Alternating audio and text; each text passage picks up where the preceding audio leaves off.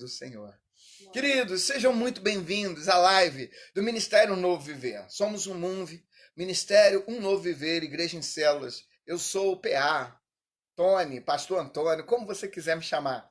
Eu sou o pastor deste ministério, estamos muito felizes de receber você aqui, tá? E que a mão do Senhor esteja contigo, te auxiliando, te ajudando, fortalecendo você, não deixando você fraquejar nesse momento de quarentena, nesse momento de coronavírus, que a mão do Senhor esteja sobre a tua vida, segurando você, que você possa nesta noite segurar nas mãos do Senhor e dizer: Senhor, segura a minha mão. Segura a minha mão, Senhor, porque eu sou pequeno, eu sou frágil, eu sou fraco e eu dependo totalmente de Ti.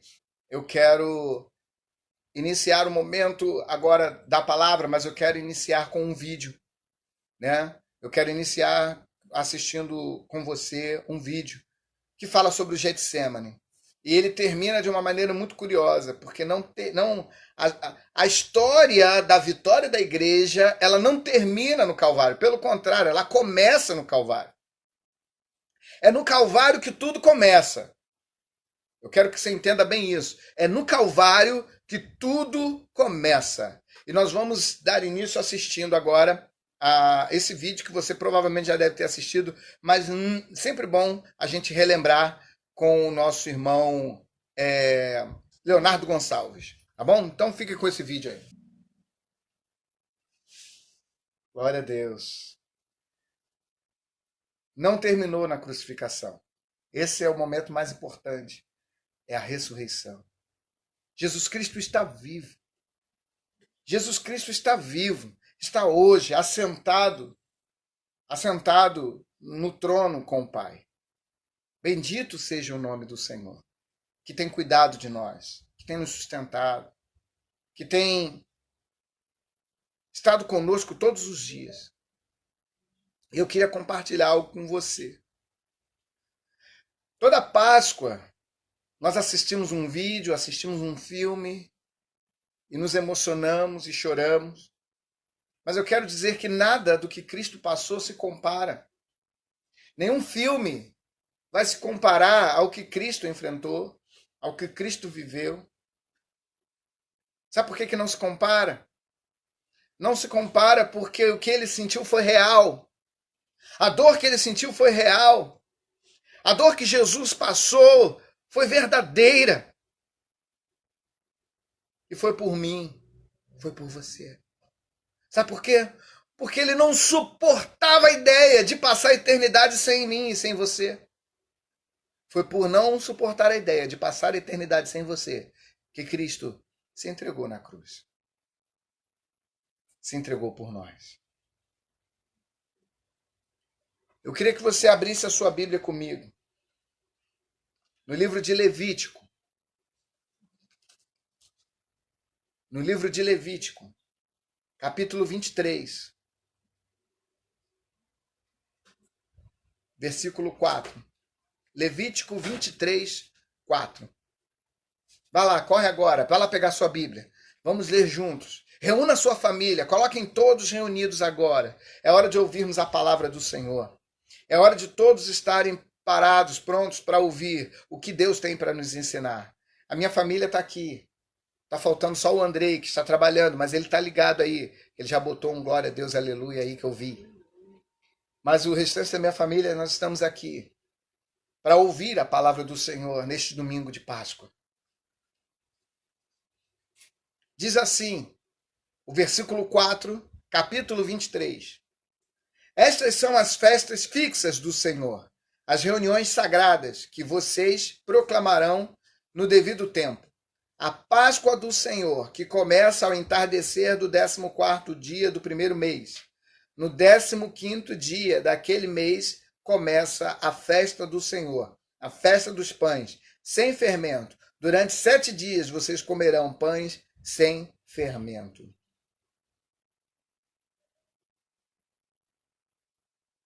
A primeira festa que o Senhor instituiu, estabeleceu, foi a Páscoa ao Senhor. E agora venha comigo mais adiante, no versículo de número 15. Versículo 15. A partir do dia seguinte ao sábado, O dia em que vocês trarão o feixe de ofertas ritualmente movida contém 7 semanas completas. 7 semanas completas. A semana tem 7 dias, você tem que contar 7 semanas, então a gente multiplica 7 vezes 7, que dá quanto? 49 dias, né? 49 dias. Então contem 49 dias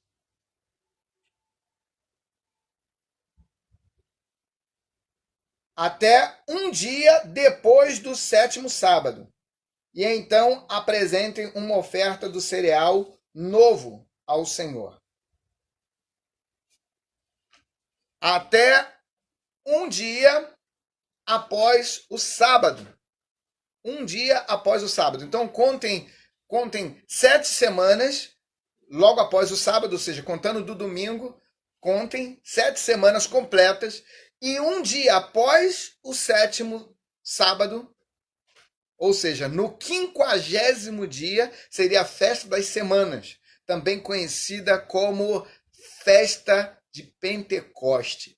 Por que Pentecoste? 50 dias após a Páscoa. Foi estabelecido isso. Lá em Levítico.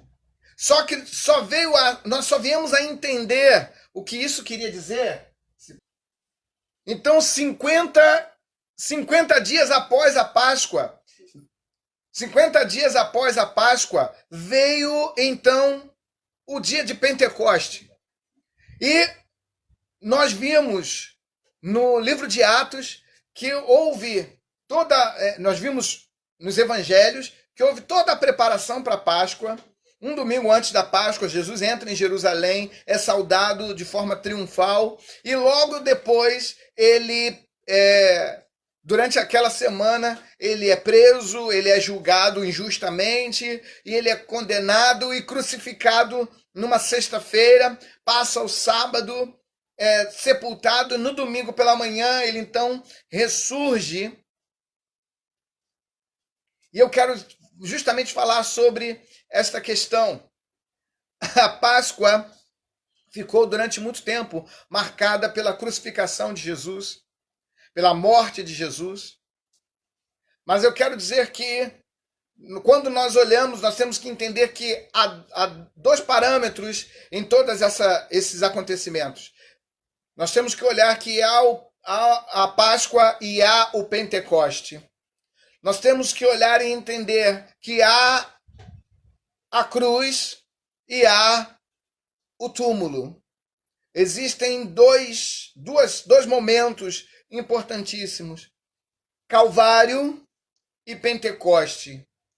Elas caminham juntas, elas andam juntas e não podem ser separadas. No Calvário, nós temos a obra gloriosa da redenção. É no Calvário que nós vemos todo o complemento do Antigo Testamento. É no Calvário que nós vemos que o projeto de Deus, lá de restauração para a humanidade, lá do Jardim do Éden, se completa no Calvário. É no Calvário que a gente olha e fala assim, mas um inocente está sendo crucificado. Aí a gente olha para o Jardim do Éden e vê que um animal teve que morrer para que Deus pudesse fazer roupas para vestir Adão e Eva, porque eles estavam usando apenas folhas que secariam, que não serviriam para nada, folhas para tampar a sua nudez. E quando eles então chegam diante de Deus, diz a Bíblia que Deus faz para eles vestes de pele de animal, ou seja, um animal teve que morrer para poder Deus fazer para eles uma vestimenta, para cobrir os seus pecados. E agora, o animal era inocente, quem pecou foi Adão e Eva. E agora, quando a gente olha para o Novo Testamento, nós encontramos no Calvário Jesus Cristo, o inocente, morrendo por todos os culpados, morrendo por nós, pecadores, por toda a humanidade, não apenas nós que vivemos hoje, mas os que viveram na época de Jesus e os que viveram antes da época de Jesus. Então, quando nós olhamos para o Calvário, nós enxergamos ali no Calvário o complemento do Antigo Testamento. Quando nós olhamos para o Calvário, nós vemos o máximo da obra redentora de Cristo. Quando nós olhamos para o Calvário, nós vemos a consumação. Quando nós olhamos para o Calvário, nós vemos a obra do Senhor sendo concluída. Porém, ali no Calvário, houve um fato muito curioso, um fato muito lindo, que foi exatamente o momento em que ele foi transpassado por uma lança. Não havia razão mais para que aquele homem fizesse aquilo. Não havia razão para que aquele soldado perfurasse o lado de Jesus. Mas por que aquele homem fez aquilo? Porque se nós olharmos para a Bíblia e traçarmos um paralelo, nós vamos ver que lá atrás Moisés também feriu a rocha. Moisés era para apenas falar a rocha. A primeira foram 2 vezes que Deus mandou Moisés tirar água da rocha. Na primeira, Deus mandou que Moisés ferisse a rocha. E Moisés foi lá e feriu a rocha e saiu água. Da segunda vez, o povo perturbou Moisés. Moisés saiu irado, Moisés saiu chateado e Deus falou com ele: Moisés, por que clamas a mim?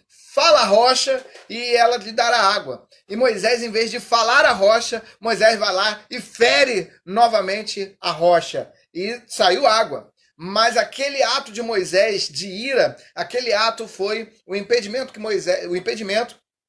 para que Moisés entrasse na terra prometida. E quando a gente olha no Calvário, a gente vê Jesus já crucificado, Jesus já morto, mas eles precisavam saber se ele ainda estava morto, porque estava aproximando o sábado, e aquele homem, então, ele tinha várias maneiras para ele descobrir se Jesus estava morto ou vivo ainda, né? E aquele homem simplesmente perfurou Jesus com a lança. E interessante que para eles saberem se estava morto ou vivo, eles queriam acelerar o processo da morte. Então o que eles faziam? Eles pegavam uma marreta, e eles batiam no joelho dos crucificados. Para quê? Para que quebrasse o joelho, quebrasse a perna e ali acelerasse, num processo hemorrágico, acelerasse o processo da morte. Eles morressem de uma forma mais rápida. Porém, o livro de Isaías diz que nenhum osso do seu corpo seria quebrado. Era uma outra profecia que precisava ser cumprida. Então, quando eles foram para quebrar, eles disseram assim: não, esse homem não está mais vivo, esse homem já está morto. E o soldado, para ver se ele estava vivo ou morto, foi lá e perfurou o lado de Jesus. Perfurou o lado de Jesus, exatamente aonde? Exatamente na sua costela. Ele perfurou a Jesus. E diz o texto que saiu água e sangue. Oh, que coisa gloriosa! Que coisa gloriosa! Se nós olharmos de uma maneira bem prática, água e sangue. Água e sangue fala de um novo nascimento, né? Todo bebê, quando nasce, da mãe sai água e da mãe sai sangue. A mãe precisa gerar, ela verte água e sangue para que haja um nascimento de um bebê.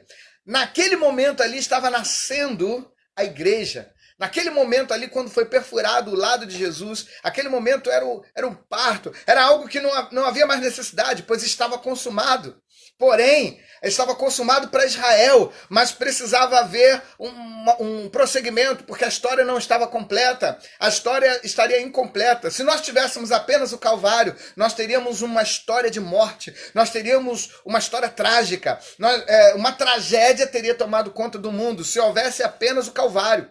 Se nós parássemos a história na crucificação de Jesus, a história do cristianismo terminaria com uma tragédia, mas não terminou aí, porque ali, na verdade, estava nascendo um bebê, nascendo uma igreja, nascendo da costela de Jesus. A noiva de Cristo estava nascendo da costela, assim como Eva foi feita da costela de Adão, ali do lado de Jesus, da costela de Jesus, estava saindo a igreja, estava surgindo a igreja, estava nascendo a igreja para algo glorioso que Deus já tinha na sua antevisão preparado para o seu povo. Foi ali, naquele momento, que estávamos nascendo eu, que estava nascendo você, que estava nascendo a igreja de Cristo na face da terra. Foi naquele momento ali, na crucificação, que aquele homem enterrou aquela lança. Naquele momento a igreja estava nascendo. Então tinha que haver uma nova história, tinha que haver uma continuação, não podia parar por ali. Se para por ali, a história de Jesus não seria diferente da história de tantos outros mártires, de tantos outros fundadores de religiões por aí,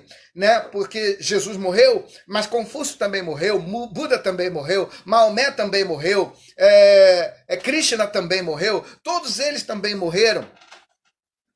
Mas não apenas isso, tinha que haver uma ressurreição, que era justamente o início de uma nova história, o início de um novo acontecimento. E no domingo de Páscoa, Jesus então ressurge. Jesus ressurge para mostrar que há uma continuação, que as coisas não acabaram por aí. Nos galhos secos de uma árvore qualquer, só o Criador vê uma flor a brotar. É Jesus ressuscitando dentro do sepulcro. É a vida voltando de dentro de um sepulcro. Do meio de um morto surge uma esperança. Do meio de cadáveres surge uma esperança. Jesus Cristo, se tem um lugar que não há esperança, se tem um lugar que ninguém vai esperando alguma coisa, ansiando por alguma coisa, é num cemitério. Mas aquelas mulheres foram no cemitério, foram no sepulcro para preparar o corpo de Jesus, para perfumar o corpo de Jesus num ritual hebreu. Elas foram lá para isso, já sem esperança, sem expectativas, sem esperar nada, sem aguardar nada. E quando elas chegam lá, elas escutam a palavra de um anjo: porque procuras o vivente dentre os mortos? Ele não está aqui. Aleluia! A Páscoa aconteceu. A Páscoa aconteceu. O anjo da morte não pôde tocar. O anjo da morte não teve poder. O anjo da morte não conseguiu vencer. O anjo teve que passar por cima. Jesus está vivo. Glória a Deus. Aleluia. Jesus está vivo. E aí começa a nossa grande história. 50 dias após a Páscoa era o Pentecoste. Jesus ficou entre os discípulos, aparecendo ressurreto. Nós lemos no texto hoje pela manhã que ele apareceu primeiramente para Pedro, e depois ele apareceu para os demais discípulos, depois apareceu para Tiago, depois apareceu para mais 500 seguidores de Jesus. E Paulo disse isso, ele falou: depois ele apareceu para mim. Então, durante 40 dias, Jesus esteve aparecendo. E depois ele deu uma ordem, quando ele foi assunto aos céus, quando ele subiu aos céus, na sua última aparição, para aproximadamente 500 discípulos que estavam reunidos, ele foi subindo e sendo recebido nos céus. Jesus deixou uma ordem: ficai em Jerusalém, até que do alto sejais revestido de poder. E sereis minhas testemunhas, tanto em Jerusalém, como em toda a Judéia e Samaria, e serão minhas testemunhas até nos confins da terra. Aleluia. Louvado seja o nome do Senhor. Quando Jesus deu essa ordem para os discípulos: fiquem em Jerusalém, aguardem em Jerusalém, aí ele subiu, foi assunto aos céus, e ali ele ficou por 10 dias, a igreja em silêncio. 10 dias a igreja na quarentena. Por 10 dias a igreja trancada num lugar chamado cenáculo. Eles não podiam fazer culto do lado de fora. Eles não podiam fazer pregação pública. Eles não podiam anunciar Jesus, porque eles estavam em quarentena, esperando até que do alto fossem revestidos de poder. Eles estavam ali aguardando até que do alto acontecesse alguma coisa. E eles estavam ali orando. Eram aproximadamente 120 pessoas que estavam ali orando. E de repente, no dia de Pentecoste, num domingo, acontece algo extraordinário, acontece algo sobrenatural. O mover do Espírito Santo. Eles começam a ouvir, alguns começam a ouvir um som impetuoso, um som como de um vento que enchia aquela casa. Imagine um vento, aquele vento enchendo a casa, e eles olhavam e ficavam olhando atônitos uns para os outros, e alguns não conseguiam escutar o som do vento, mas olhavam sobre a cabeça uns dos outros e viam labaredas de fogo sobre a cabeça uns dos outros, e ali eles estavam então percebendo que alguma coisa extraordinária estava acontecendo. Então eles começam a glorificar a Deus. Então eles começam a exaltar o nome do Senhor. Eles começam a falar das maravilhas de Deus. Porém, eles não percebem que eles não estão falando na língua deles, mas que eles começam a falar em outros idiomas. E aquilo ali torna-se então algo extraordinário, porque as pessoas dizem: não são todos esses varões galileus? Como é que eles falam? Lembra que era a festa de Pentecostes? A festa de Pentecostes, para você ter uma ideia, era a celebração de uma festa de colheita. Festa de colheita, a festa da colheita das primícias que foram que surgiram no primeiro dia após o Pentecostes. No caso, segunda-feira, amanhã, seria o dia das primícias. E 50 dias após a festa de Pentecostes, que seria o início da colheita. Então, é como se fosse uma Oktoberfest. É como se fosse a festa do tomate. É como se fosse a festa do milho. A grande colheita. Vinha gente de todo lugar do mundo. De várias partes. Da Índia, da África, da Europa. Iam lá para aquela região porque era a festa da colheita. Então eles iam lá para pegar as primeiras safras. Para pegar as primeiras colheitas e levar para suas regiões. Quando eles chegaram lá, cada um viu os varões hebreus falando das maravilhas de Deus no idioma deles. É como se você fosse um brasileiro, chegasse, por exemplo, na Alemanha e visse um monte de alemão glorificando a Deus, mas em português. Só que para os alemães era língua estranha. Só que para você que conhece o português, você chegava lá e você ouvia ele falando em português. E aquilo maravilhou, aquilo deixou aqueles homens todos maravilhados. E naquele momento Pedro se levanta com autoridade. E aí é o grande momento. Aí é a grande diferença. A diferença de Pedro do Calvário para Pedro do Pentecoste. É isso que eu digo para você. No Calvário nós temos uma história trágica, um fim triste. No Pentecoste nós temos um início glorioso, um início alegre, um início majestoso. Porque se nós ficássemos apenas com o Pentecoste, com o Calvário, nós teríamos um Pedro mentiroso. Nós teríamos um Pedro traíra, nós teríamos um Pedro covarde, nós teríamos um Pedro que fugiu à sua responsabilidade, nós teríamos um Pedro que negou a Jesus, nós teríamos um Pedro fracassado, nós teríamos um Pedro caído, nós teríamos um Pedro arruinado, nós teríamos um Pedro que talvez seguisse os caminhos de Judas e se suicidasse. Mas não ficou por aí, não ficou só no Pedro do Calvário. Depois do revestimento de poder, depois que todos eles foram cheios do Espírito Santo e começaram a falar em línguas diferentes, aquele Pedro se tornou um novo Pedro. Aquele Pedro se levantou com autoridade. Aquele Pedro se levantou como Deus queria que ele fosse, como Jesus queria que ele fosse. Pois Jesus disse: Pedro, o diabo se andava ao teu redor para querer tragar a tua vida, mas eu orei por você.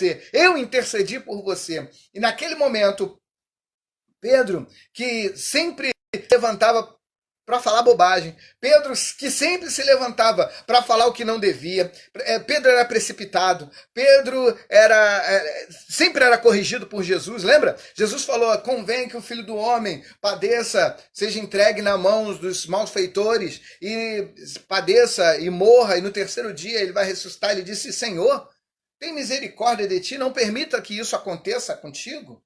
E Jesus olha bem dentro dos olhos de Pedro e diz: para trás de mim, Satanás. Esse é o Pedro do Calvário.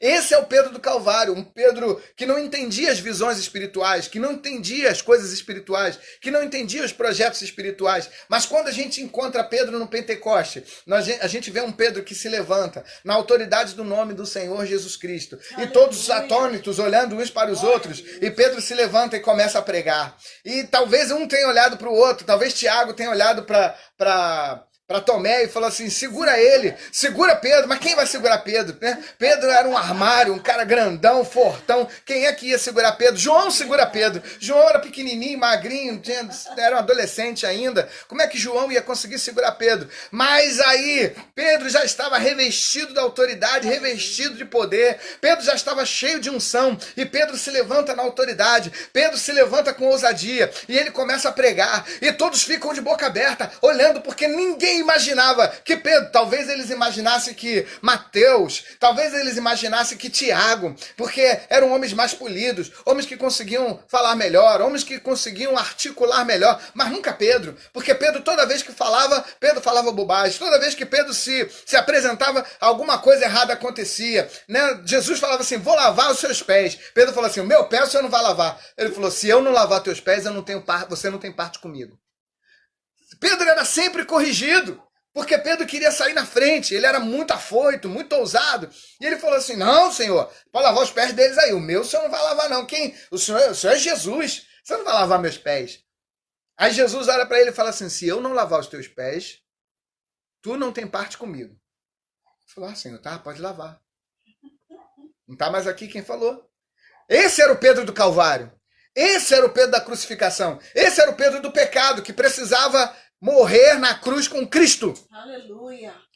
Mas quando a gente vê, depois que Pedro morreu na cruz com Cristo, Pedro é cheio da unção do Espírito Santo. Pedro se levanta na ousadia, Pedro se levanta na intrepidez, Pedro se levanta para falar. E aí ele começa a pregar para aquela multidão. E aqueles homens de toda parte do mundo, então, ouvem aquela palavra e dizem assim: esse foi o que foi crucificado? Nós queremos esse Jesus para nós. E diz a Bíblia que só naquele momento se converteram aproximadamente 5.000 pessoas. Nunca aconteceu isso. Como pode uma conversão, perdão, 3.000 pessoas, como podem tanta gente se converter de uma só vez? É o poder do Espírito Santo. Aleluia. Querido, e Pedro não tinha live. Pedro não tinha internet para pregar e a voz dele ser ouvida em todo canto. Não, queridos. Não, Deus proporcionou aquele encontro para que a mensagem fosse propagada cada vez mais rápido. E eu creio que Deus tem proporcionado esses encontros pela internet para que o evangelho alcance todo o mundo. Porque a igreja precisava pregar o evangelho, a igreja precisava sair das quatro paredes, a igreja precisa entender que é a responsabilidade nossa anunciar o evangelho. E qual a forma mais rápida de anunciarmos o evangelho hoje, se não pela internet? Porque através da internet nós entramos em todas as casas, através da internet a gente pode falar para todas as pessoas. Enquanto estávamos reclusos dentro das nossas igrejas, pregávamos apenas para as nossas ovelhas, apenas para o povo que estava lá conosco. E todos os cultos, entra domingo e sai domingo as mesmas pessoas. E agora a gente tem a oportunidade para pregar para muita gente, para milhares de pessoas alcançadas. A pregação fica lá, a mensagem fica lá. E de repente alguém, que não é desavisado, mas guiado pelo Espírito, vai lá e dá um clique. Tá? A um clique da salvação da sua vida, a um clique da sua vida eterna. A um clique de se encontrar com Jesus e encontra uma palavra dessa, e essa palavra vai de encontro à necessidade dessa pessoa, porque na verdade o que Deus tem para esta pessoa é salvação. Deus tem salvação para você hoje, Deus tem salvação para nós hoje. Deus preparou esta noite para ser uma noite gloriosa, uma noite de entrega, uma noite de vida, uma noite de milagre, uma noite de transformação, uma noite de cura, uma noite de redenção, uma noite de restauração, uma noite de vida, uma noite de graça. E a graça do Senhor chega até a tua vida hoje,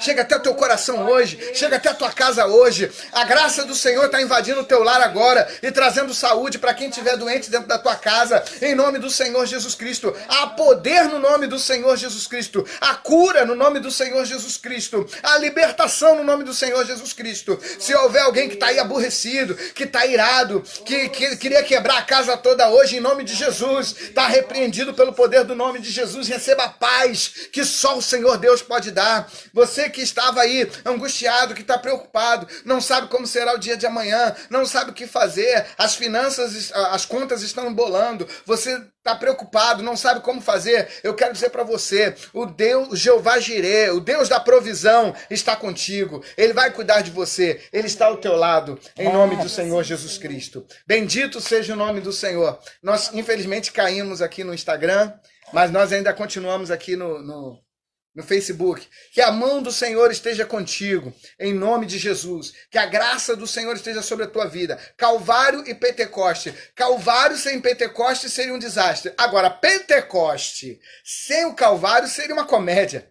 Pentecoste sem o Calvário, né? Tem muita gente que ri, que zomba dos pentecostais, porque, né, eles louvam a Deus, eles gritam, eles pulam, eles dançam, eles falam em línguas, e muita gente que não entende começa a rir dessas pessoas. É porque essas pessoas ainda não entenderam o Calvário. Porque se você não entende o Calvário, para você o Pentecoste é uma loucura. Para você o Pentecoste é uma coisa louca. Mas se você olhar para o Calvário, você vai entender que o Pentecoste é o complemento do Calvário. O Calvário é o início do processo. O Pentecoste é a continuação deste processo. Você vai entender que Cristo morreu para que através do Pentecoste nós pudéssemos receber sobre nós a vida de Cristo e pudéssemos seguir como igreja, ungida, marcada, selada, carimbada para morar no céu. Querido, essa história entre Calvário e Pentecoste, essa história é uma história de amor. A história entre Calvário e Pentecoste é uma história de amor. É uma história que acompanha a tua vida, é uma história que não vai... que você precisa entender que elas precisam caminhar juntas, elas precisam andar juntas. No Calvário, nós vemos a graça de Deus.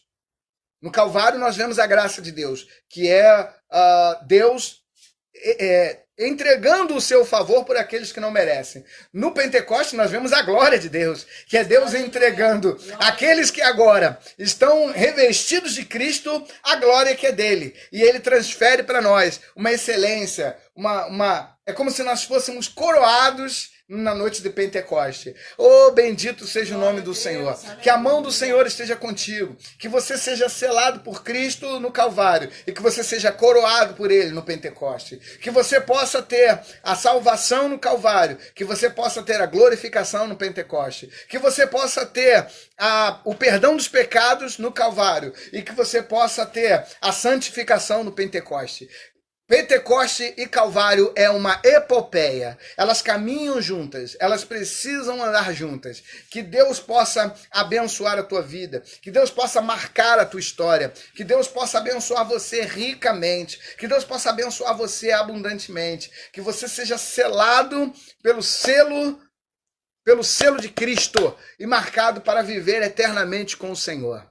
Eu quero orar com você agora. Eu quero ministrar sobre a sua vida a bênção de Deus. Eu quero ministrar sobre a tua casa. Eu quero ministrar sobre a tua família a bênção do Senhor. Deus e Pai, em nome do Senhor Jesus Cristo, neste exato momento, Senhor, eu quero pedir que o teu Espírito Santo, ó Deus, toque a vida dessas pessoas agora. Toque a vida dessas famílias agora, Senhor. Que sejam famílias curadas, famílias tratadas, famílias libertas, famílias restauradas, famílias abençoadas, famílias, ó Deus, cheias do teu Espírito Santo, Senhor. Ó Deus, neste momento de pandemia, neste momento de coronavírus, ó Deus, que o mundo possa se voltar para Ti e reconhecer, ó Deus, que só no Senhor há salvação e reconhecer que só em Ti, Senhor, há libertação, só em Ti há cura, só em Ti há o milagre, só em Ti há segurança, só no Senhor há proteção. Ó Pai, nós estamos tão preocupados com um vírus que mata o corpo, mas, ó Deus, quantos não estão preocupados com um vírus que mata a alma e que nos tira a vida eterna, que se chama o vírus do pecado?